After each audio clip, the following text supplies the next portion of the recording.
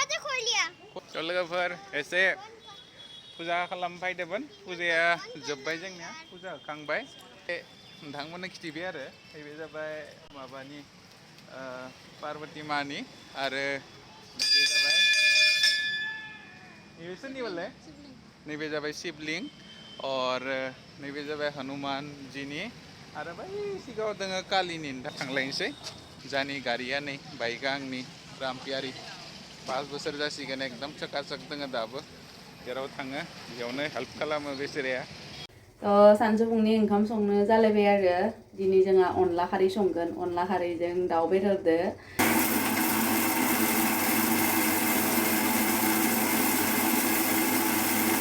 गुन्दै जाबाय जाब्राङा बिराद मोजां मोदोमखादों आरो नैबे बेसर बिलाइजों संगोन आरो अनला खारैखौ सोर बेसर बिलाइजों अनला खारै जायो कमेन्ट खालाम जोंहाथ' जायो बेदरा एवफ्रामखाबाय बेखौ दा हानानै होनोसै आरो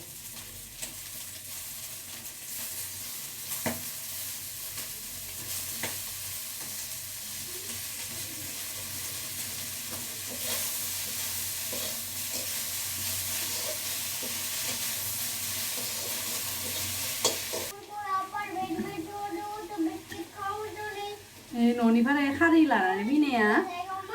बोसोरसेयाव बिसिनि जाबाय आरो बोसोरसे थांबाय ओमफ्राय आरो नै एसे दंबावो आरो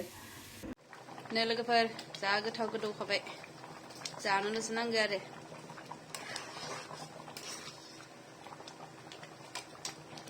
नैलै आखाम आरो मा इयो अनला दाउ आखाम इयो माबा मा आलु भाजा पापर अनला खारै बायल'स संनाय मानसिया साखिनायनो नायनायावनो कुटलुनो खनसे जागोरो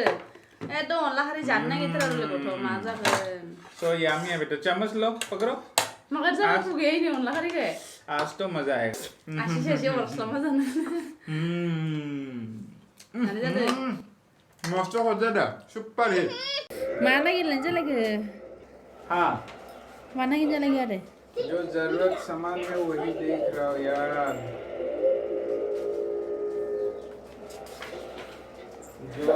नाङै बुस्थुफोरखौ मोननैसे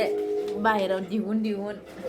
दोनगासिनो ओमफ्राय आरो जिखिनि बुस्थुफोरखौ न'आव लांनो गोनां बेफोरखौ साइड खालामगासिनो नै आं जानायदो गुलाब जामुन आं ओरै केंक्रा खामबाथाय केंक्रा खामबा कोल्टआव गोलैनो हागोन बाय बेनिखायनो आं खिथिया पुरा नेव खैता दोङो आं सिरि जागोन आं खिथिया नोंनि भागो आरे नोंनि भागो नों जानाङा गोदै नों मोनजायाथ' नङा नोंनि भागो ओरै नों जानाङा नोंनि भागो नों जाखांबाय आं आंनि भागोखौ जाबाय आं नोंनि भागोखौबो जागोन ना बेयाव जानायाव मा जाबाथाय बे खहाय खामनायसो जागोन नों गाहामसो मोननांगो जाबा नों चाकाप जाबा नों हाथायफोरा रेवगोन खुगाफोरा रेवगोन ना आं जाबाथाय नोंनिया हेल्प जागोन ना नोंनि खामानिखौ आं मावना होगोन जानायाव खहाय खामनायदो आच्छा खांसि सुनायावबा खांसि सुबानो होनांगो आङो आच्छा जानायावबा जानानै होनो हाया एसे होताय थोरि जानायाव जाबाना लोगोफोर जोङो नै माहायावनो न'आव थांगोन एकदम माने न'आव थांसिगोनखाय हाला आरो माने एकदम धैर्य गैला आरो थांथारनो लुगैबाय आरो दिनैनो थांसै आरो हायोबा दा माबा आरो आगोलाव आइ आफामोनखौ नुबाय थायोमोन आइ आफामुआ माने कभिड गैयि टाइमाव फैबाय थायोमोन गेजेर खबर लानो थ' जोंनिया बहुत हेल्प जायोमोन एकदम पुरा बोसोरसेनि उनावसो थांनाय जाखासिगोन आरो ना एबार थांनाय माहा जानुवारि फैदोंमोन ना नैयाव थांनाय बोसोर ना जानुवारियाव फैदोंमोन जों नैयाव नै दा नभेम्बराव थांनोसै आरो ओमफ्राय मा बुंनायदोंमोन नौननि थाखाय थांनायदो जोङो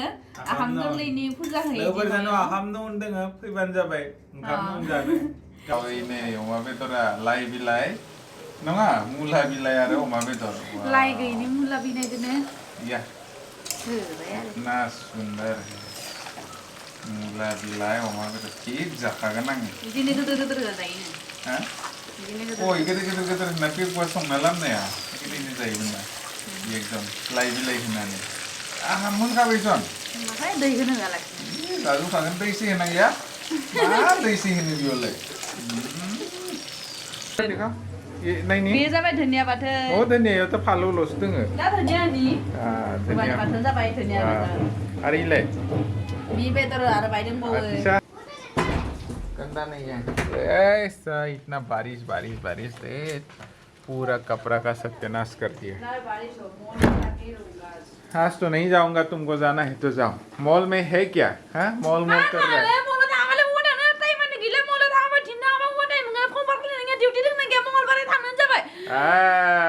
अच्छा हार्ट अटैक होके गिर जाएगा तो ठीक है यही पे ऐसे हल्ला कर रहा है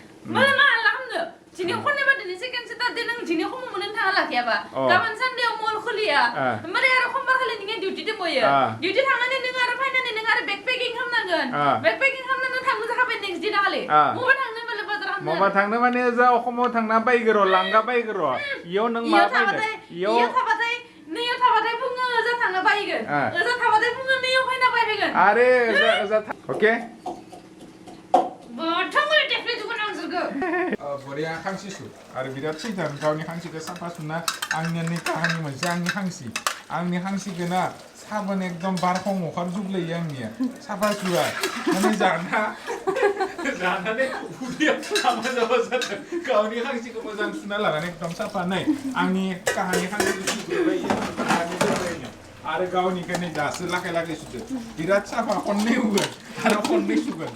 जा न' थांनो खमायासो अखाया जोब जोब जोब जोब हालायबाय अखाया माबा दे हादो खेबसे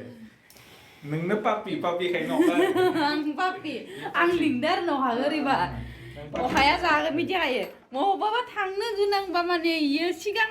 मोनफैग्रोगोन आरो भिडिअखौ एसेनो फोजोबनोसै दिनै थेंक इउ बयखौबो भिडिअखौ जोबजासिम नायनायनि थाखाय